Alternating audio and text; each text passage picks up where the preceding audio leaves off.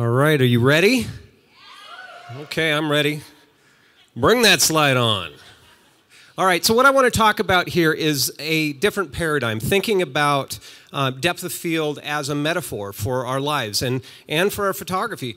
The idea of shallow depth of focus, selective focus is a really powerful tool in our photography. Now, if we get too selective and we don't really have the big picture in mind, sometimes we get distracted. And so looking, and when you're in a photography situation, it's not that big of a deal because you can get right back to your subject matter at hand, and assuming that the big naked man with a bat didn't notice, that's not a problem. So, but what can we do to notice, to observe, in order to avoid such distractions?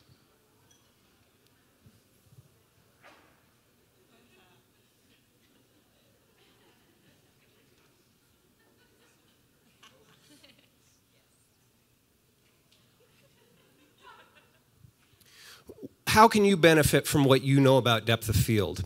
So wide-angle lenses, they give you lots and lots of depth of field.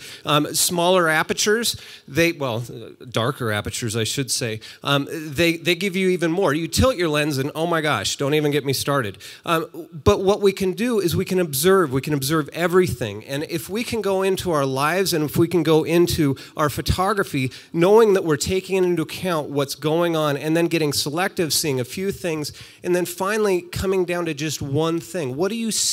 What is that item? I'm going to ask that a lot. What do you see? When you stop and think, when you observe everything, you start to see the things you care about. And finally, you look at that one thing that you can select and be selective about.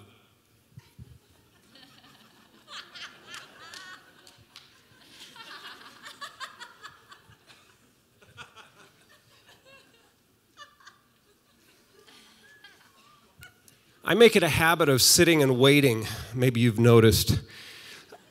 And what I sit and wait for is seeing. What is it that I see? I start with something wide. I look at that great depth of field, and I look at that really wide-angle lens, that perspective. When I'm shooting a wedding, I make it a practice of sitting down at least 5 times during that day-long shoot so that I can see something that I wouldn't otherwise see. Inevitably, that 15 seconds, which we just spent here, that's about how much time it takes me to change my perspective, to take an assessment, and to say, what is it in this scene that I care about? Because what I notice, those are the things that are important to me. And finally, what's most important? What am I going to focus on? When you see everything, what do you focus on?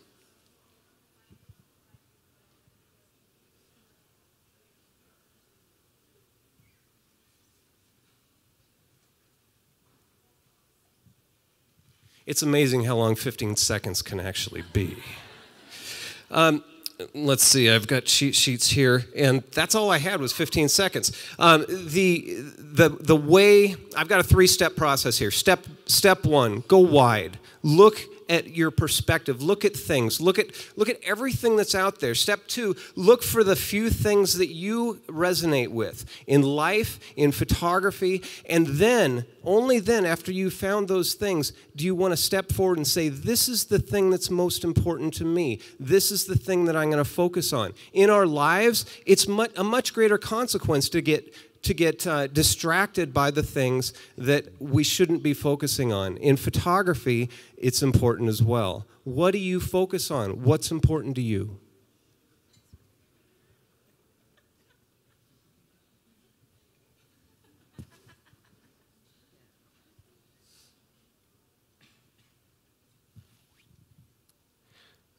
So, great depth of field. Go wide. Go small aperture. Get yourself into a place where you can observe so that your decision-making in life, in photography, is not based on what the next thing that comes into your selective spot of focus or shallow depth of field and distracts you from what's most important. Instead, start wide. Look at all of your options. Come in and find that thing that is most important to you. What is it that you see? What you see is what's important. That is your story. That's what you need to go tell. This has made a huge difference in my life, and it has become a metaphor for what's important in my life. When things go from huge down to small, that's up to me, and it's up to you. What are you going to choose? What are you going to select? What is important to you? Go find it. Thank you.